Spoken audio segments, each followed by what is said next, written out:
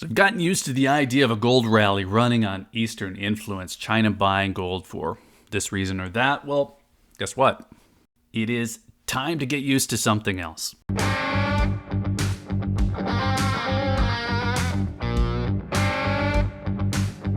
So gold is pushing higher again, and if that move is starting to make sense, you're starting to think you understand that it should be pushing higher, well, there's a reason for it.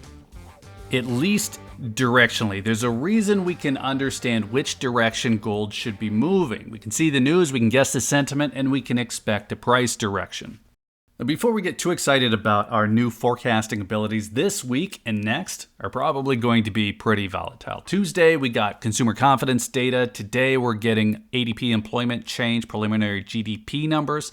Tomorrow, which is Thursday, we get inflation numbers, PCE, and then Friday we get non-farm payroll and a lot of earnings. That isn't even all of it. And then next week, we have the election. So anyone trying to predict the price of gold beyond this week has to accurately predict all of these things to do it. Either that or miss by so far they get it right on coincidence. But if you feel like you can almost line up the price direction to the news, which really is something we haven't been able to do for a while, well, like I said, there's a reason for that. Real quick though, let's get a quick shout out to Summit Metals. If you want to buy gold or silver here in the West, it's actually pretty easy. Summit Metals has great prices, they have fast shipping, and they have great people. And sometimes it can be hard to find all three. They definitely have it. So be sure to check them out, summitmetals.com.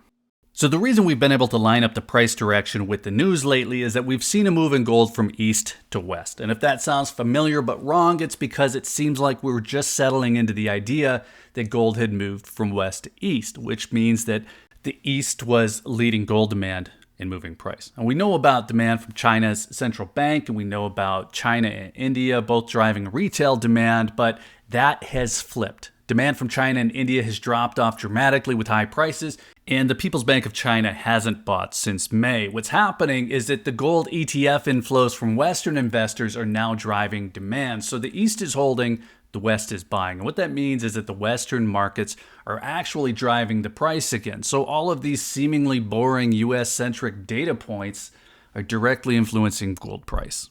So the West might be driving the price of gold again. So what? Well, this means a lot more than economic indicators and Fed policy moving the price of gold up or down. We're also seeing the things that make people jittery, things that make people anxious or just uncertain, driving the price and volatility as well here. So traders are moving into gold as a safe haven asset again. So we're going to see things like an escalation of Israeli-Iranian conflict driving price up. And we have the big one, election uncertainty. That is going to hit two ways. The first is just general uncertainty of the events surrounding the election. So what if things go sideways? Traders are moving capital into gold as a safe haven, just in case, like a little bit of chaos insurance. And then you have the election predictions being priced into the markets, where if the US election doesn't go red, well, it's a safe bet that the markets have a lot of things wrong.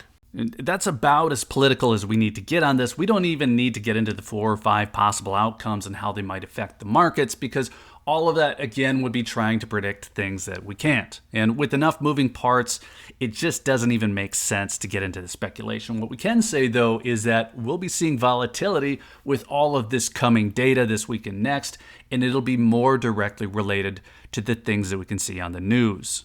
So the part that's relevant here is that gold is moving on Western sentiment again, and Western sentiment is in for a hell of a ride over the next week. Now, it's not moving on the BRICS summit or whatever other tale is popular right now. It's moving on demand and trading activity, and here's what we know. The People's Bank of China paused their gold buying in May. They haven't bought since. We also know Eastern retail demand has been way down with high prices. Now, at the same time, gold ETF inflows have been dramatic, 28.5 tons in August alone, and that is almost entirely due to Western buying. And that Western trading is now moving prices the way that the Eastern demand was up until about June. Now, I'm familiar with all the stories of gold running because of the BRICS summit that wound down last week, but there really wasn't anything to that suggestion. The story of a gold-backed BRICS currency is just that. It's a story, one that caught on because it seemed feasible and, hey, there was a deadline in the near future.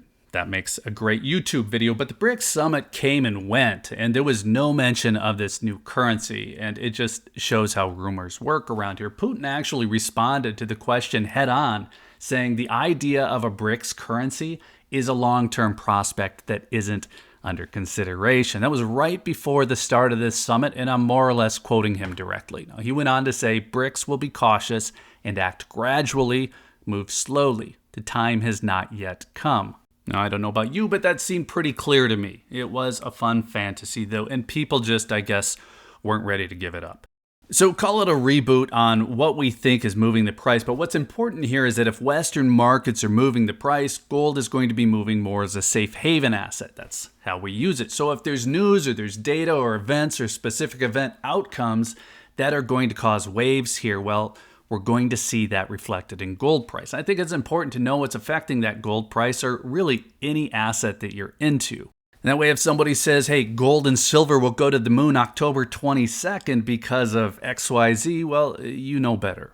And as far as price predictions go, we just happen to be in a window of time where we really don't know what's coming in terms of news or data or events or outcomes. So we're pretty blind on the short-term price movement for gold. I think Tolstoy got it right when he said, we can only know that we know nothing. That's the highest degree of human wisdom.